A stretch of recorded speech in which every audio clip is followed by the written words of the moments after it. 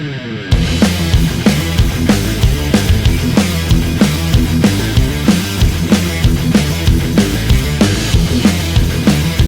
good afternoon, everybody, and welcome back to RobMotive. You know, recently I had what I'll call a mod fail. You know, there are some Toyota Tacoma mods you just shouldn't do. You know, I like to think that there's really nothing I can't do, right? Short of ripping apart the engine and getting into that kind of stuff. And I had decided from some videos I had seen and thinking a little bit myself that there was a mod that I was going to do, so I even ordered the parts. Let's take a look real quick. I don't have them all here yet. Doesn't really matter because this is a mod that I'm not going to do. But I ordered a crimper and some terminals and some shrink tape and some more terminals and even a heavier duty wire cutter. And that's because I had decided that I was going to do something with the battery. You know, I put the Switch Pro in, and of course I had to add some more things to the terminals or the studs on the battery.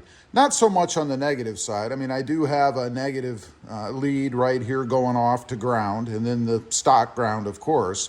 And then over here on the positive side, I've got what is stock, and then my, I guess only one lead now supplying the Switch Pro itself. But I thought, you know, this would be a fun mod. I'm going to replace or add some new terminals, some new, not really terminals, some new lugs, I guess, to the studs on the battery so that I can tie multiple things into it without stacking everything onto what's already there. So, as I mentioned, I went ahead and I ordered these cool looking little things. I don't even know what you call them. Terminal studs. We'll find out. I'll put a little picture here. But I ordered those because, one, I thought they looked pretty cool, and two, I thought it would give me more options to add things or tie things into the battery. So I come out here today and I'm looking around, and the reason I had ordered the lugs and things up there is because I knew that the way the OEM wiring comes, I would have to cut the OEM wires, both the positive and the negatives, and put new lugs on so that I could tie them into these new little devices that I have coming, right?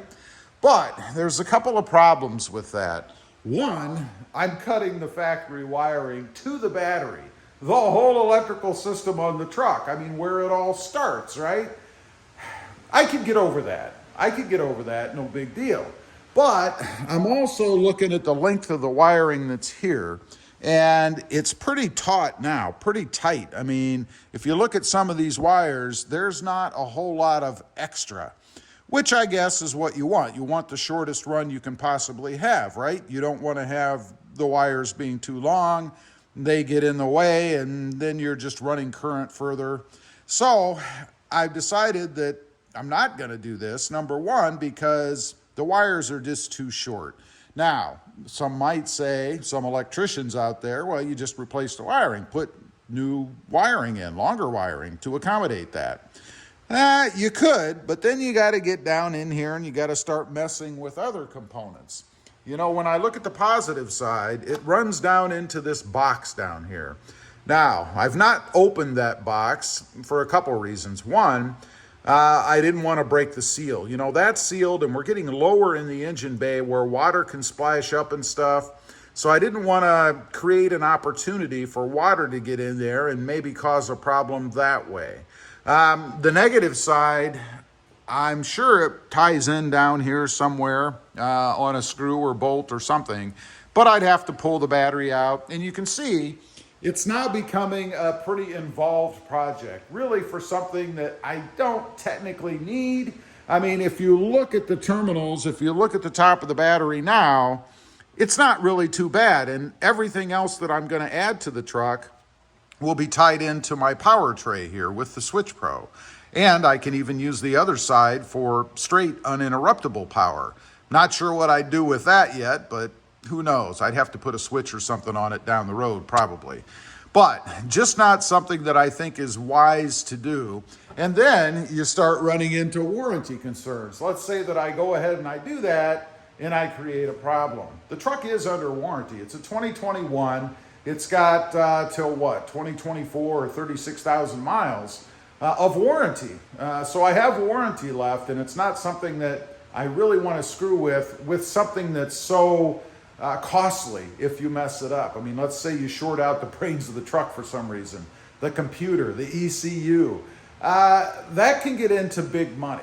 Not something that I want to do really just for aesthetic or vanity's sake at this point. Because again, if you look at my setup, it's really pretty clean. I mean, to change the battery, there's not a whole lot that I have to remove as is. And that's another thing. If, or when, I shouldn't say if, when I have to change the battery, I don't want to have to take tons and tons of things off. And if I add these little nubs, pieces, whatever you want to call them, whatever they're called, you saw earlier, on top of the battery, then I have to screw with taking those off too. So for ease of maintenance down the road, just not something that I'm really interested in doing. Now, while we're under here, there's one other thing I want to address, still dealing with electricity, and the power tray. You can see there are a couple of covers here. We have a cover over this side, which right now is dead because I don't have any fuses in it, so there's no power going beyond this side. And then we have a cover for the grounds, the negatives here, but all these are open, and there is power flowing through here, right? I mean, this is supplied. This is where I connect in to power accessories. And you can see it's open, it's uncovered. Now, I wasn't so concerned about that until this morning. When I came out, there was a lot of dew on the truck and rain from drizzle the day before on the hood. And I still thought, you know, the hood is really kind of sealed. I mean, it's sealed in the front, sort of, with this rubber piece. And then along the sides, there's a little bit in here, right along here, and where the lip comes over. I mean, not a whole lot on the sides, but you'd have to have a really driving rain to bring anything from the sides. But what was more troubling to me, when I looked underneath the hood, there was condensation in these little panels under here, and enough that it would get my hand wet or a rag wet if I wiped it off, which I did. And I thought, you know, if that got heavy enough and condensed enough, it could start to drip. And if it drips, well, you know what's right underneath it, right? My switch pro, my control panel. So I think I'm going to have to see about some sort of a cover for this. I'm not sure, given all the wiring and stuff that comes out of it, what the best way is to do that. And the other thing I don't want to create is a surface above it that will then have condensation under it and drip right onto the wires. So something I'm a little concerned about. I don't know if it's a big deal. I mean, after all, you do have the battery under here with its terminal. It is covered, but let's face it, there's not a lot of protection here. And of course, the ground side has nothing. So I don't know if it's really a big deal, if I'm just overthinking it, but it is a concern of mine and something that I'm going to see if I can't address in the future. Anyway, I just wanted to get on here, kind of let you guys know, you know, for me, there are some mods that you really just shouldn't do, and messing with the battery terminals for this little idea is not one of them. Leave a comment, let me know. Ever gone out and even bought mods, and then once you really started to look at it, you thought, you know, I don't think this is something I should really do. I'd be curious to know.